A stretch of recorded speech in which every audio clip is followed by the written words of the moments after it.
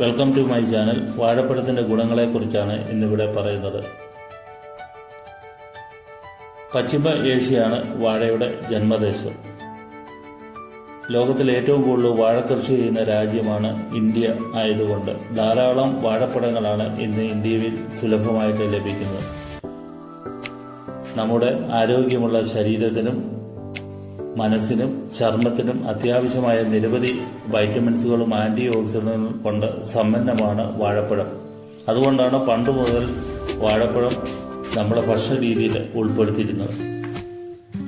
ഇന്ന് ഇന്ത്യയിൽ ഏറ്റവും കൂടുതലായിട്ട് കിട്ടുന്ന പഴങ്ങൾ നേന്ത്രപ്പഴം അഥവാ ഏത്തപ്പഴം, കപ്പവാഴ, പൂവന്, ഞാലിപ്പൂവന്, റോബസ്റ്റ, പനായിക്ക് പൂവന്, കാളി, ചാരക്കാളി, നെയ്പൂവന്, കദളി, ചെങ്കദളി, കർപ്പൂരവള്ളി, കൂമ്പില്ലക്കണ്ണ്, ആറ്റുകണ്ണ്, ചിനാലി, മൊന്തൻ, മട്ടി, പേയൻ, പടത്തി, അടുക്കൻ എന്നീ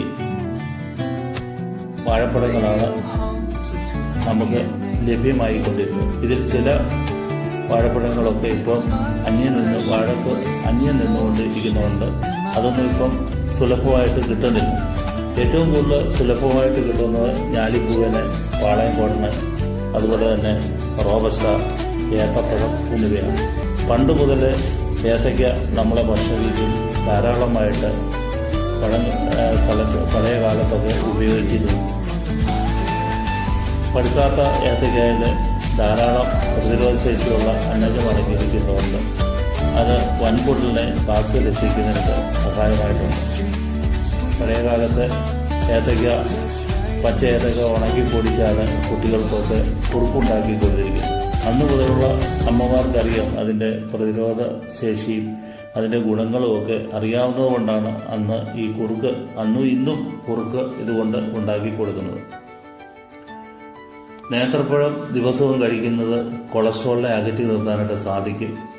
നേന്ത്രപ്പഴത്തിൽ അടങ്ങിയിരിക്കുന്ന പെക്റ്റിൻ എന്ന ഘടകം ചീത്ത കൊളസ്ട്രോളെ കൺട്രോൾ ചെയ്ത് ഹൃദയത്തെ ആരോഗ്യമുള്ളതാക്കി തീർക്കുന്നു. അതുപോലെ തലച്ചോറിൻ്റെ പ്രവർത്തനത്തിനുമൊക്കെ വാഴപ്പഴങ്ങൾ നല്ലതാണ്. ശരീരഭാരം കുറയ്ക്കാൻ ശ്രമിക്കുന്നവർ വാഴപ്പഴം കഴിക്കുന്നത് നല്ലതാണ്.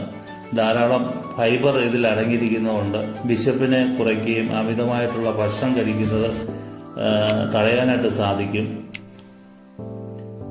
ഈ ഫൈബർ ദഹനശക്തി മെച്ചപ്പെടുത്തുകയും ഉദരസംബന്ധമായ പല പ്രശ്നങ്ങൾക്ക് പരിഹാരം ആയി തീരാനായിട്ട് സാധിക്കുകയും ചെയ്യുന്നുണ്ട്. അതുപോലെ തന്നെ പൊട്ടാസ്യം വാഴപ്പഴത്തിൽ അടങ്ങിയിരിക്കുന്ന BP രക്തസമ്മർദ്ദം കുറയ്ക്കാനായിട്ട് സാധിക്കുന്നു.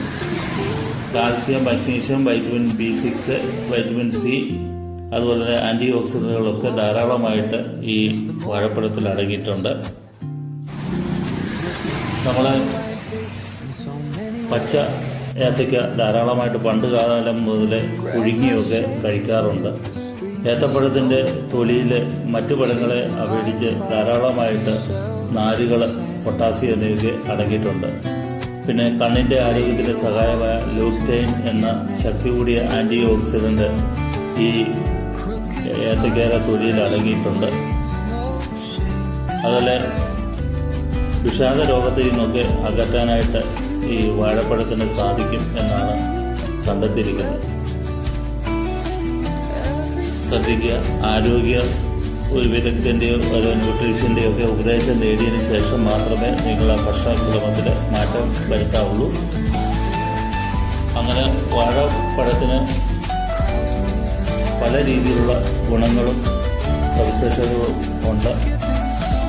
നിങ്ങൾ ഭക്ഷണക്രമത്തിൽ ഇത് ഉൾപ്പെടുത്തുക. തീർച്ചയായിട്ടും നിങ്ങളെ ഭക്ഷണക്രമത്തിന് മാറ്റം വരുത്തുമ്പോൾ നിങ്ങളെ ആരോഗ്യ വിദഗ്ധന്, ന്യൂട്രീഷ്യനിനൊക്കെ ഉപദേശം തേടിയതിന് ശേഷം മാത്രം ഭക്ഷണത്തിൽ മാറ്റം വരുത്തുക. അടുത്തൊരു വീഡിയോ ആയിട്ട് നിങ്ങളെ വീണ്ടും സമീപിക്കുന്നതായിരിക്കും. വീഡിയോ ഇഷ്ടപ്പെട്ടുവെങ്കിൽ നിങ്ങൾ ലൈക്ക് ചെയ്ത് ഷെയർ ചെയ്യുക. Thank you.